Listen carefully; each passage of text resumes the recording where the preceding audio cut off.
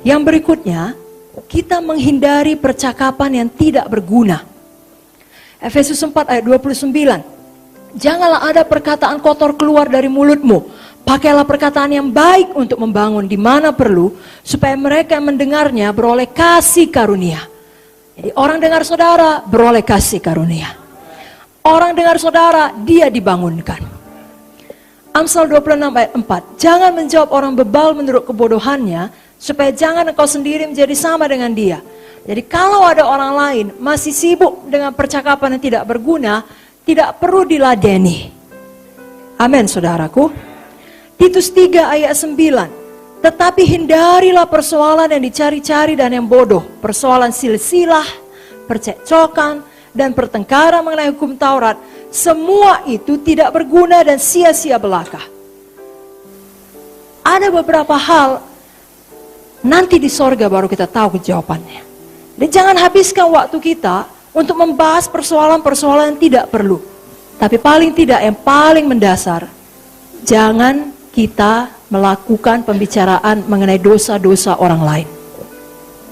Tadi kita sudah belajar, jangan buka rahasia orang lain.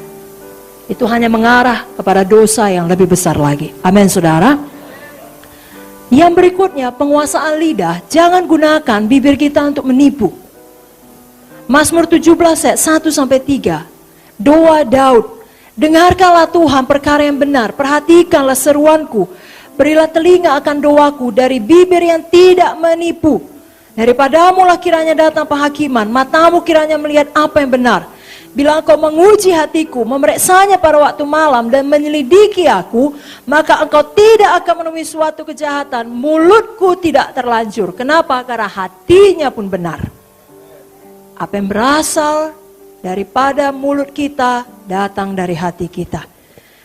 Mazmur 120 ayat 2. Ya Tuhan, lepaskanlah aku daripada bibir dusta, daripada lidah penipu. Saudaraku, biarlah sebagai hamba Tuhan kita punya integritas. Orang dapat percaya apa yang kita katakan. Kalau ya, kita katakan ya. Kalau tidak, kita katakan tidak. Orang tidak curiga bahwasanya kita punya maksud yang tersembunyi. Kita tidak berbohong, kita tidak memiliki rencana yang jahat. Tapi hati kita murni. Dan memang itu dibutuhkan kalau kita mau melihat hari-hari yang baik dan umur yang panjang. Ya, saya bacakan Mazmur 34. Mazmur 34 ayat 13-14. Siapakah orang yang menyukai hidup, yang mengingini umur panjang untuk menikmati yang baik? Jagalah lidahmu terhadap yang jahat dan bibirmu terhadap ucapan-ucapan yang menipu. Amin, saudara. Kalau kita sudah salah, kita akui saja. Itu akan membebaskan kita. Amsal berkata, barang siapa yang mengakui pelanggarannya akan kemudian lebih disayangi. Justru orang, apalagi kalau saudara sebagai hamba Tuhan, orang akan sangat menghormati saudara. Karena walaupun kedudukan saudara tinggi, saudara jujur dan mau mengakui kesalahan saudara. Jangan demi menyelamatkan muka, kita jatuh dalam jebakan bohong, dusta, menipu. Karena satu dosa akan membawa kepada dosa lain. Sekali saudara bohong, saudara perlu bohong untuk menutupi kebohongan saudara. Dan kemudian perlu bohong lagi untuk menutupi kebohongan saudara. Lepaskan diri kita dari kebiasaan berbohong.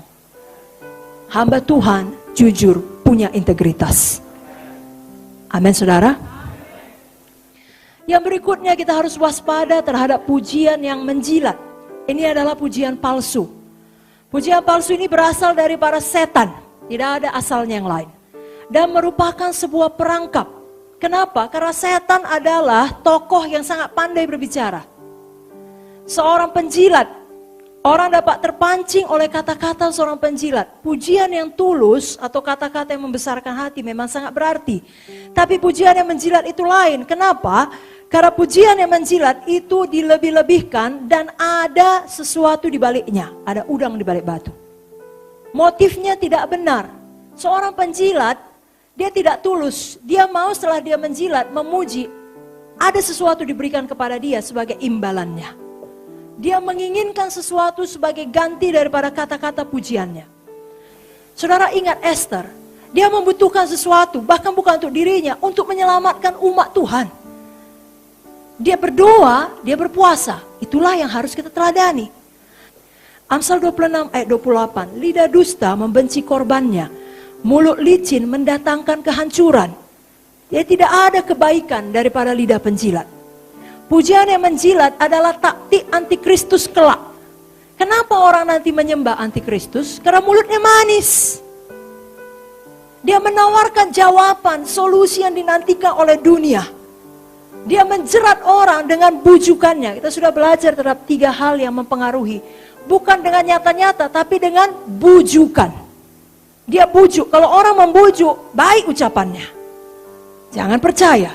Daniel 11 ayat 32. Orang-orang yang berlaku fasik terhadap perjanjian akan dibujuknya sampai murtad dengan kata-kata licin. Jadi pandai, ada alasannya.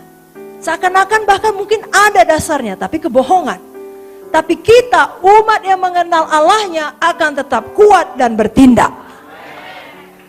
Makanya dari dalam, dari sekarang, Bapak Ibu Saudara, jangan pernah harapkan pujian manusia untuk menyatakan kita dihargai. Nanti saudara bisa jatuh dalam jebakan. Orang tahu tuh kelemahan saudara, dia sangat suka dipuji.